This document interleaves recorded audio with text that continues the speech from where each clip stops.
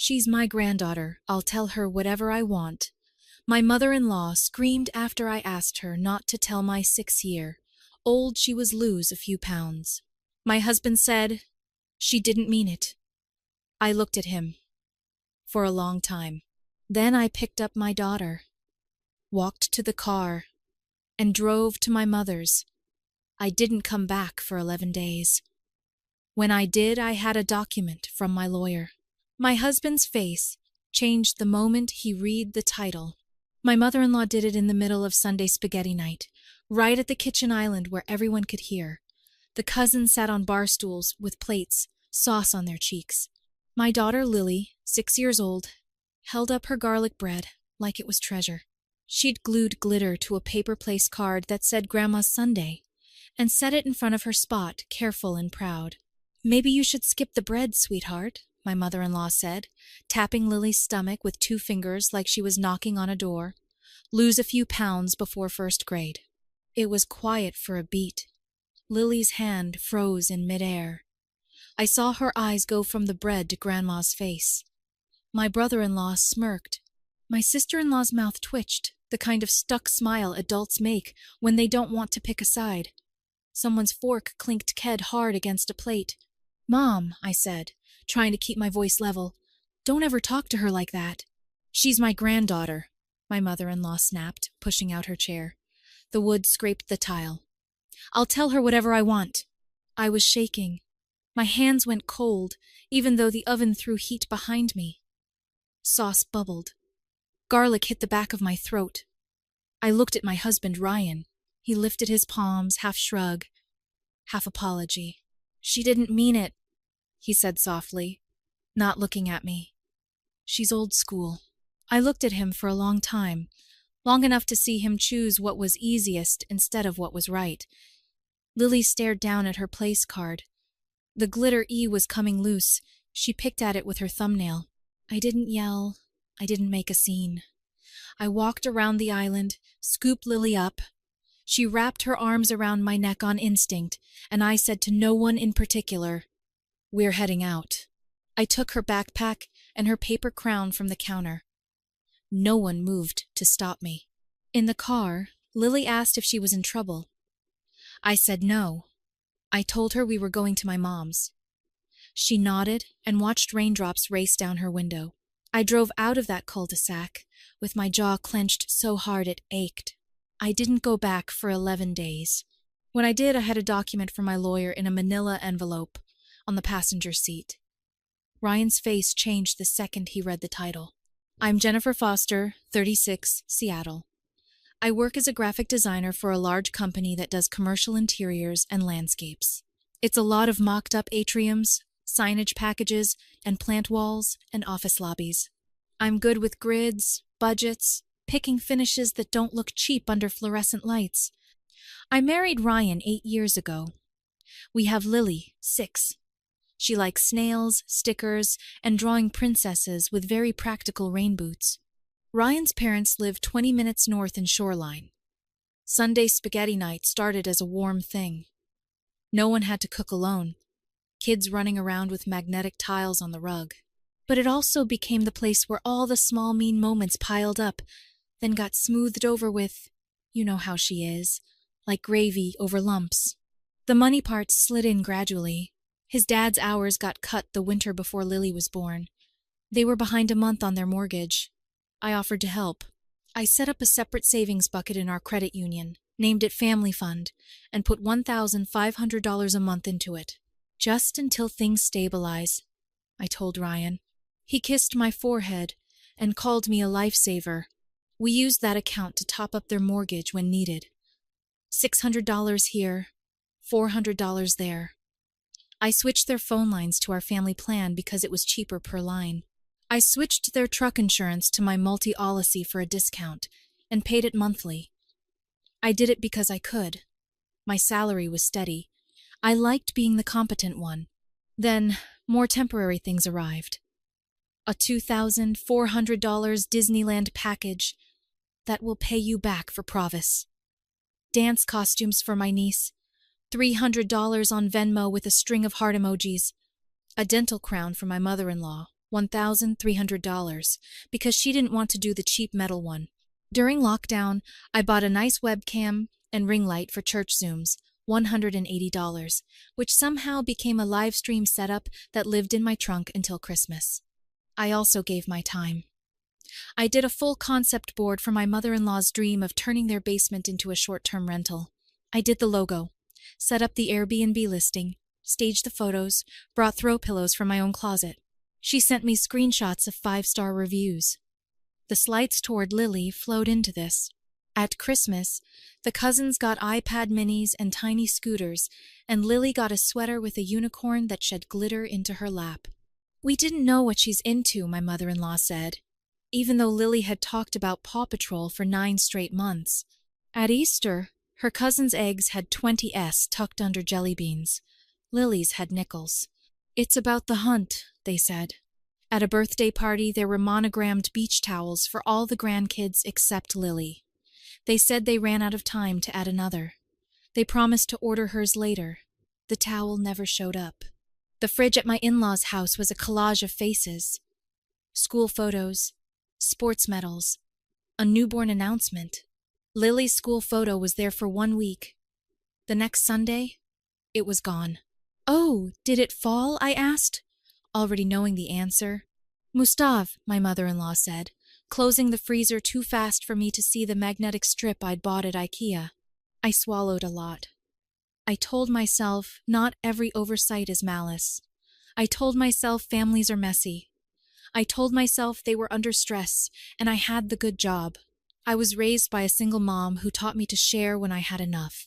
So, I did, with my bank and with my energy, because it felt like the adult thing. The only time I said no was 6 months ago. My mother-in-law sent me a Pinterest board of shaker cabinets and farmhouse sinks. "It's time," she texted. "We've waited long enough for the kitchen. We know you have the contacts." She wanted me to call in favors from our vendors and float us until we sell the extra Tahoe. I told her gently that we couldn't take on a remodel. We were already budgeting for Lily's speech therapy and saving for a used Subaru to replace our dying Civic. She went cold for a week, then hosted Cousin's Day without inviting us. "It was last minute," she said, when I saw the photos on Facebook of all the kids in matching shirts. Lily stared at the screen and said, "That's my shirt color," like claiming it could make it real. So when my mother-in-law pinched my child's belly at Sunday spaghetti night and told her to lose weight, it wasn't a one-off. It was the same message packaged new, that Lily was 1 rung below, and I was good for my debit card. Ryan said his mother didn't mean it like that. I had stopped believing that a long time ago. Meaning less and hurting more look the same from where I sit. At my mom's place, we ate chicken noodle soup from a pot that had a dent on one side. Lily sat at the tiny table with plastic placemats and lined up carrot coins like suns. That first night, she didn't say much. On day 2, she asked if 6 was big. "Big how?" I asked.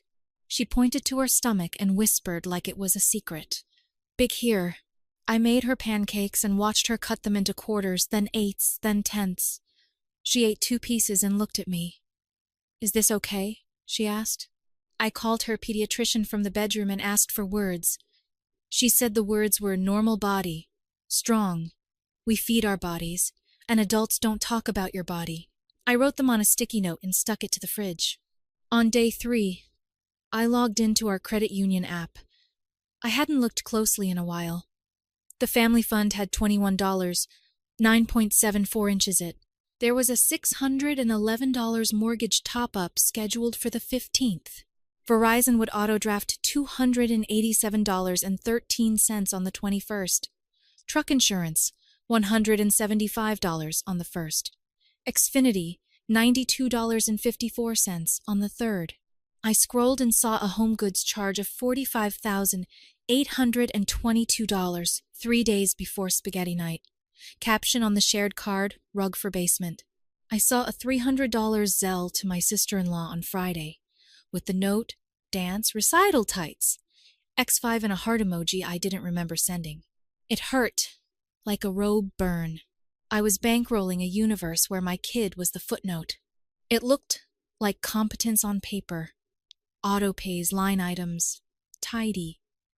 In my body, it felt like standing on a stool while people took bites out of my sandwich because I was taller. I stared at the screen until my eyes dried out.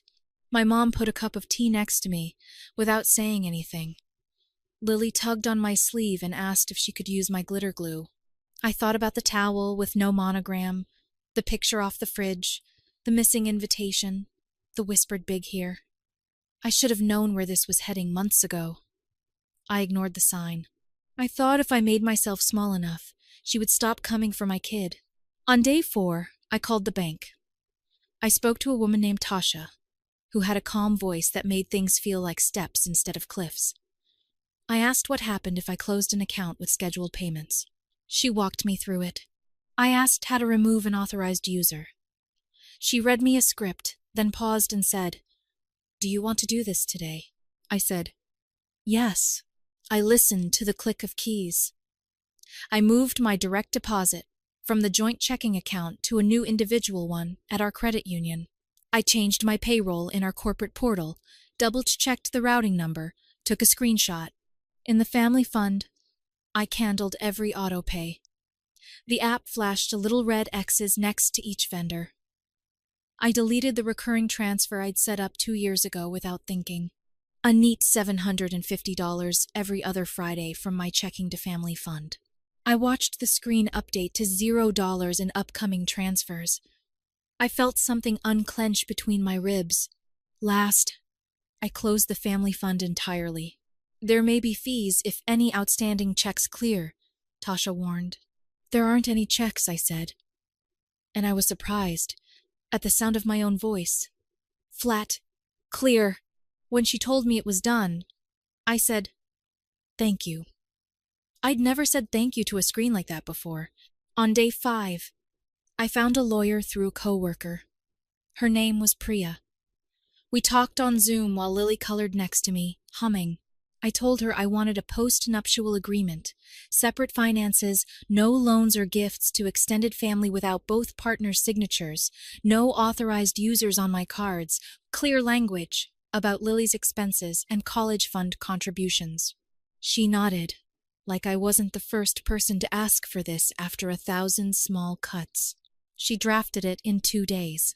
I read the PDF twice, then asked for one edit, an added line that said, "Household budgets must prioritize our child's needs over extended family requests." She added it. She put post-nuptial agreement at the top in a font I'd used 100 times. It was funny and awful to see my life in a clean layout with indents and numbered bullets. I printed it at my mom's, the ink a little streaky because her cartridge was old. I put it in a manila envelope. I put that envelope on the passenger seat and buckled it in like a toddler. I loaded Lily's backpack with her stuffed fox and her weighted blanket and the note from the pediatrician. I loaded her into the car. She asked if we were going home. I said yes, and I meant it, but not the way I used to. Ryan was waiting on the steps when I pulled in. He came down the walk fast, like he was afraid we'd change our minds. He opened Lily's door, scooped her out, held her like he hadn't realized how much space she took up until I took it away. He kissed her hair. He looked at me over her shoulder, cautious. "Can we talk?" he asked. Inside, the dishwasher hummed. A pile of mail sat on a chair, a grocery ad on top. I set the envelope on the table. Ryan's eyes went to it like it was ticking. Before he could start with the soft words, I told him what I'd done. I closed the family fund. I moved my direct deposit, the phone bill, the insurance, the cable. I took my card off those accounts. "Your parents will need to put a card on file by the 1st of the month." His face moved through surprise, to frustration, to that familiar pleading. "You did this without talking to me." "I've been talking for 6 years," I said, not unkindly. "I thought money would buy us goodwill. It bought us contempt. I won't fund a family my kid isn't part of." He opened his mouth, closed it, looked down at the envelope like it might bite. I slid it across the table. He took it out, read the top line, post-nuptial agreement. His face changed. Not a flinch exactly. more like the moment a car crests a hill and you see the drop. "Is this necessary?" he asked, barely above a whisper. "Yes," I said. "You and I will be fine if you protect Lily.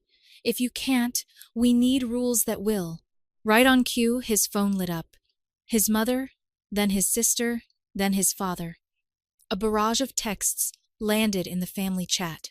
"You took our phone off automatic." "Really?" "Your wife is being very dramatic, Ryan. We had the church event coming up. Now what are we supposed to do? Beg? This is punishment over a joke. Disgusting. I can't believe you would starve your parents." I didn't reply. I put my phone face down on the table. It buzzed and buzzed. An hour later, his mother showed up. She didn't knock. She pushed the door open like she was checking to see if the wind had done her a favor. "We need to talk," she announced. I stood in the doorway to the kitchen. "We're not doing this here," I said, calm. "You told my child to lose weight. You erased her from your fridge and your towels and your plans. I am not your backup bank." Her eyes got bright the way they do before a storm. "She's my granddaughter, and she's my daughter," I said before she could get to the rest. "If you want to see her, you do not speak about her body. You apologize to her, not to me. You do not ask me for money. Period." Ryan tried to wedge himself into the doorway between us, hands up. "Mom, he was sweating. He looked at me like I had a knife in my hand, and he was sure I'd cut myself. I wasn't holding anything." His mother launched into a script I knew by heart. We were ungrateful. We were cruel. We didn't understand what it meant to be family. Her voice bounced off our cabinets and hung there like steam. I didn't count her. I didn't raise mine. When she paused for a breath, I said, "The family fund is closed. The auto transfers are done. Pick up your bar cart by Friday." She blinked. Something in her face flickered. Confusion at not being able to move me like she always had. She tried one more tack. "Your husband is a good man, Jennifer," which was not a compliment. "Don't poison him against his own mother." Ryan stepped aside. "Then finally, Mom, he was sweating." He stared at her like the knife was in her hand. She left in a simmer that would curdle if left on the stove too long. For the next week, my phone was a calendar reminder of guilt. Missed calls stacked up, 12, 21, 36. Texts came in clusters and shapes. My brother-in-law, "You cut off the phones over a comment." My sister-in-law, "We need the Verizon login." Ryan's aunt, who I like, "I'm sorry, honey. She was wrong." Facebook grew a vague post from my mother-in-law about bridges and snowflakes. My colleague Mara sent me a picture of her cat under a blanket and wrote, "My family did the same when I took my money back." It gets quieter. At home, it did get quieter. Ryan and I had our first functional argument in years. We didn't whisper fight in the bathroom or text from opposite ends of the couch. We sat at the table. Lily built a house out of blocks on the floor, humming. I told him I needed him to sign the postnup. I told him I needed him to say out loud that he would correct his mother in front of our child. He rubbed his jaw and stared at the table's wood grain like it spelled the answer. "I hate that it's come to this," he said. "It came to this because we let it," I replied. He read the agreement again that night. He took it to a lawyer his friend recommended 2 days later. The friend's lawyer didn't see a trap. He told Ryan it was fair. Ryan came home with a look I hadn't seen since the early years. Worried and unvarnished. "I'm scared," he admitted. "Of upsetting them. Of losing you. Of not being the bridge anymore." "Be a wall," I said quietly. "She can lean on you. She can't push you through us." He signed on day 10. We got it notarized at the UPS store. The clerk stamped with a satisfied thud. I felt the new shape of our family settle like a table, with all 4 legs finally even. I invited people to our house for Thanksgiving. My mom came early with her dented pot and her famous cranberry sauce that looks like gems. I brined the turkey in a cooler because our fridge is old. I set 2 extra chairs at the end of the table. I didn't label them. I didn't say anything about them. They were there because something still HD. And because I don't want Lily to learn that boundaries require a bonfire. Ryan's aunt came with a pie and hugged me hard in the doorway. My sister-in-law, Tessa, the younger one who keeps her head down, texted the day before. Can we come after dessert? The kids miss Lily. She showed up with 2 cousins and a bag of rolls. She looked tired, like there was a draft she couldn't find the source of. I'm sorry, she said at the sink while we plated green beans, for staying quiet as long as I did. Her daughter handed Lily a handmade bracelet with plastic beads that spelled her name, all the letters there.